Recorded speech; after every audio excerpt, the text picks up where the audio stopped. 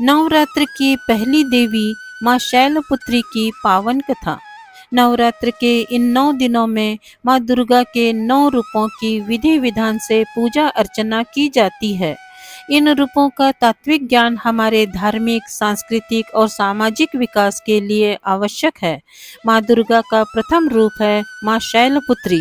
नवरात्रि के पहले दिन माँ शैलपुत्री की पूजा की जाती है। हिमालय के यहाँ पुत्री के रूप में जन्म लेने के कारण इन्हें शैलपुत्री कहा जाता है। इनका वाहन वृषभ यानी बैल है, इसीलिए यह देवी वृषारूढ़ा के नाम से जानी जाती हैं।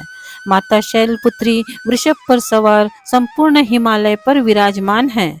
इनके दाहिने हाथ में त्रिशूल, जो धर्म, अर्थ और मोक्ष के द्वारा संतुलन का प्रतीक है, और बाएं हाथ में कमल पुष्प, जो कीचड़ यानी स्थूल जगत में रहकर उससे परे रहने का संकेत देता है। आज नवरात्रि के पहले दिन जानते हैं माता शैलपुत्री की पूजा का महत्व और उनकी कथा। एक बार प्रजापति दक्ष ने यज्ञ करवाने का निर्णय किया। इसके लिए उन्होंने सभी देवी देवताओं को निमंत्रण भेज दिया। इस यज्ञ में अपनी पुत्री सती और दामाद भगवान शिव को नहीं बुलाया।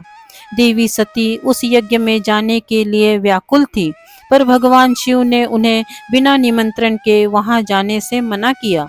लेकिन सती माता नहीं मानी और अपनी हठ पर अड़ी रही। इसके बाद महादेव को विवश होकर उन्हें भेजना पड़ा।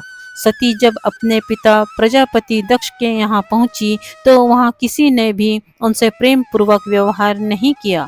उनका और भगवान शिव का उपहास उड़ाया।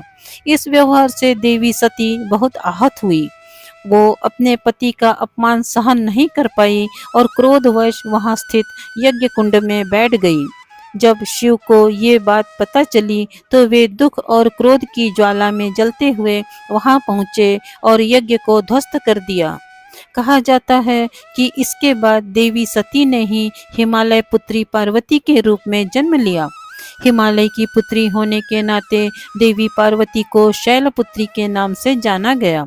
माँ शैलपुत्री का विवाह भी भगवान शिव से हुआ, जिनकी शक्ति और महत्व अनंत है।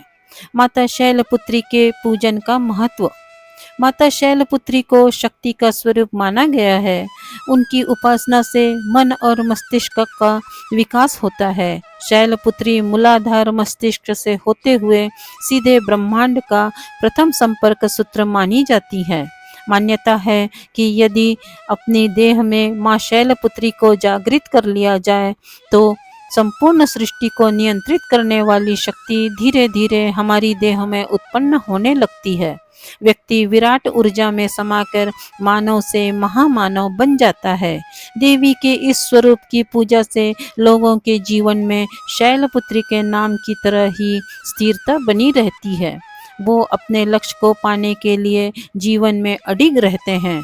धन्यवाद।